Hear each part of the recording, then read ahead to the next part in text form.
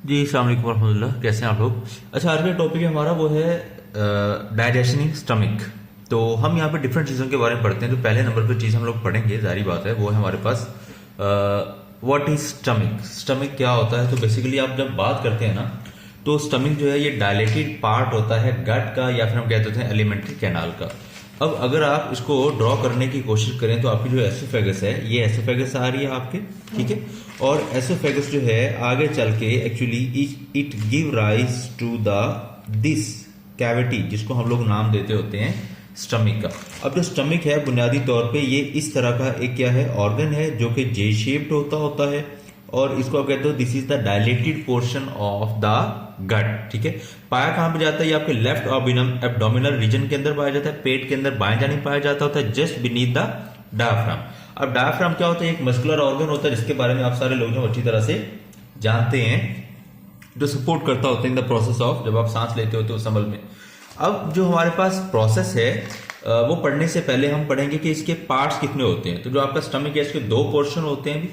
जब आपका stomach start होता है तो ये वाला पोर्शन है, इसको हम लोग नाम देते होते हैं कार्डियक पोर्शन का। इसको हम क्या नाम देते होते हैं? कार्डियक। अगर हम इसको डिफाइन करें कार्डियक पोर्शन को, the portion that is after the oesophagus.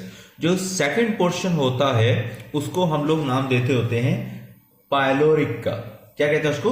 Pyloric का नाम दिया जाता है। और पाइलोरिक को आप लोग डिफाइन कैसे करते हो? आप कहते हो pyloric is the portion that is situated just beneath the cardiac portion. अच्छा, इसके बाद हम लोग पढ़ते हैं यहाँ पे एक वॉल पाया जाता होता है, और यहाँ पे एक वॉल पाया जाता है बुनियादी तौर पे, जिसको हम लोग नाम देते होते हैं in term of biology sphincter का नाम देते हैं। तो यहाँ पे हमारे पास दो तरह के स्फिंक्टर होते हैं भाई। एक स्फिंक्टर वो है जो आपकी एसोफेगस और स्टमक के दरम्यान में पाया जा रहा है। इस स्फिंक्टर को हम लोग नाम देते होते हैं कार्डियक स्फिंक्टर का। जबकि दूसरी जानिब जो, अच्छा अब देखिए स्टमक ये है हमारे पास जो डायलेटेड पोर्शन है, ऊपर हमारे पास एसोफेगस है। एसोफेगस और स्टमक के दरम्यान में जो वॉल्व है इसको हम लोग नाम देते होते हैं कार्डियक स्फिंक्टर का। और ये जो आपका स्टमक है और जो ये नीचे हमारे पास स्मॉल इंटेस्टाइन है, इनके दरम्यान में जो स्फिंक्टर है उसको हम लोग नाम देते होते हैं पाइलोरिक स्फिंक्टर का। तो पेपर में सवाल भी पूछा जाता है तो आप इसको डिफाइन कर सकते हो। Cardiac sphincter is the type of sphincter that is present between the oesophagus and stomach. और पाइलोरिक वो होता है जो प्रेजेंट होता है between the stomach and the small intestine, ठीक है। अच्छा, इसके बाद हम लोग पढ़ते होते हैं बुनियादी तौर पे, जब फूड जो है वो एंटर होती है आपके स्टमक के अंदर, तो यहाँ पे गैस्ट्रिक ग्लैंड पाया जाता होता है आपकी स्टमक वॉल के अंदर, ठीक है। अब गैस्ट्रिक ग्लैंड के जिम्मे काम क्या होता है? ये पैदा करता होता है एक तरह का जूस, ठीक है। उस जूस को हम लोग नाम देते होते हैं गैस्ट्रिक जूस का नाम दिया जाता होता है। अब जो गैस्ट्रिक जूस है, if you talk about the composition of gastric juice, तो इसमें हमारे पास म्यूकस पाया जाता है, वाटर पाया जाता है, ठीक है, HCl पाया जाता होता है। अब यहाँ पे हम लोगों ने बात करनी है कि जो HCl है बुनियादी तौर पे इसका क्या काम होता है। तो HCl ना एक प्रोटीन डाइजेस्टिंग जो है वो एंजाइम होता है, जो पहले नंबर पे इसका जो काम है वो है एक्टिवेशन ऑफ इनएक्टिव एक एंजाइम पाया जाता होता है जिसका नाम होता है पेप्सिनोजन। उसको ये एक्टिव फॉर्म में कन्वर्ट करता है पेप्सिन के अंदर। जब एंजाइम वाला चैप्टर आप लोगों ने पढ़ा था तो वहां पे एक बात आप लोगों ने पढ़ी थी कि कुछ जो एंजाइम्स होते हैं वो स्पेसिफिक होते हैं अपने टेम्परेचर के लिहाज से या पीएच के लिहाज से। तो पेप्सिनोजन इनएक्टिव फॉर्म है, मतलब इसको एक्टिव होने के लिए पीएच कम चाहिए होती है। तो HCl जब पैदा होएगा तो जो पीएच है वो कम होएगी, यानी कि एसिडिटी बढ़ेगी। एज अ रिजल्ट जब एसिडिटी बढ़ जाएगी तो पेप्सिनोजन कन्वर्ट हो जाएगा अपनी पेप्सिन यानी कि एक्टिव फॉर्म के अंदर, और फिर जाकर अपना ये काम स्टार्ट करेगा, जाहिर बात है, जो कि इसका काम होता है डाइजेशन ऑफ प्रोटीन। उसके अलावा HCl का दूसरा काम होता है it kills the micro organisms. वो माइक्रो ऑर्गेनिज्म जो आपकी फूड के अंदर पाए जाते होते हैं ये उनको किल करता होता है। और जो आखिरी काम है HCl का वो होता है पार्शियली डाइजेशन ऑफ प्रोटीन्स। ये क्या करता है? जो लॉन्गर पॉलीपेप्टाइड चेन्स होती हैं उनको शॉर्टर पॉलीपेप्टाइड चेन्स के अंदर क्या करेगा? कन्वर्ट करेगा। यही प्रोसेस क्या कहलाता होता है? इसको हम डाइजेशन, सेमी डाइजेशन का नाम देते हैं, पार्शियल डाइजेशन का नाम भी इसको दिया जाता होता है। जिसके बाद हमारे पास है प्रॉपर प्रोसेस स्टार्ट कैसे होता है आपके स्टमक के अंदर, वो होता है जी जो हम कहते हैं mechanism of digestion in stomach. आप जो हेडिंग आप पर दे लें इसको, तो दो तरह के प्रोसेसेस एक्चुअली यहाँ पे होते हैं। एक होता है चर्निंग। अच्छा, अब चर्निंग ऐसा प्रोसेस है जिसमें जो आपकी जो मसल वॉल्स हैं आपके स्टमक के, वो कुछ इस तरह से मूव करती हैं, कॉन्ट्रैक्ट करेंगी इस तरह से, और क्या करेंगी? इस तरह से रिलैक्स करेंगी।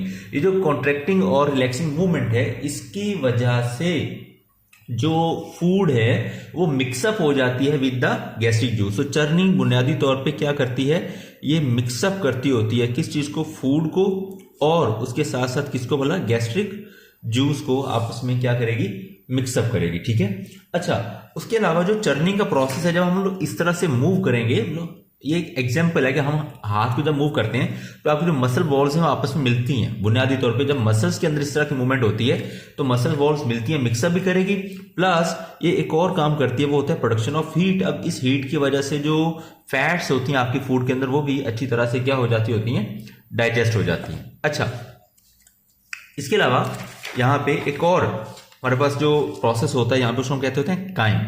अब काइम बुनियादी तौर पर प्रोसेस नहीं है, काइम एक्चुअली वो फॉर्म है फूड की, जब फूड फाइनली आपके बॉडी के अंदर, जो आपके मुंह के अंदर फूड थी, जब आपके स्टमक में गई तो हल हो कि जो मटन है आपको मुकम्मल तौर पे क्या हो चुका है, डाइजेस्ट हो चुका है आपके स्टमक के अंदर। ठीक है। जो पीस ऑफ ब्रेड है वो भी कुछ हद तक डाइजेस्ट हो चुके हैं। अब जाके ये एक सूप कहते होते हैं शोरबे को। ठीक है।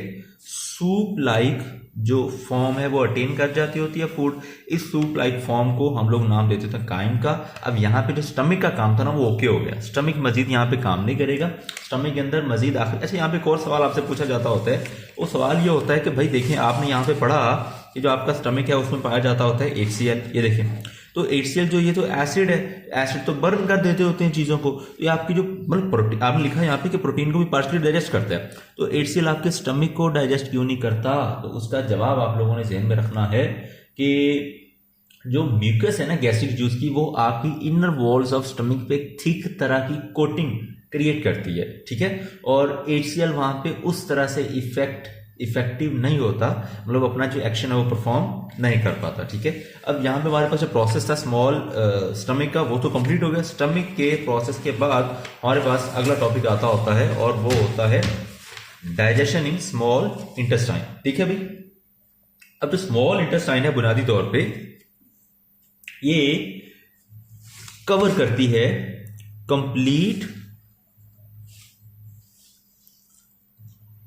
टाइप ऑफ डाइजेशन को। ठीक है। मुकम्मल तरह की जो डाइजेशन है और जो एब्जॉर्प्शन है वो होती है छोटी आंत के अंदर। ठीक है।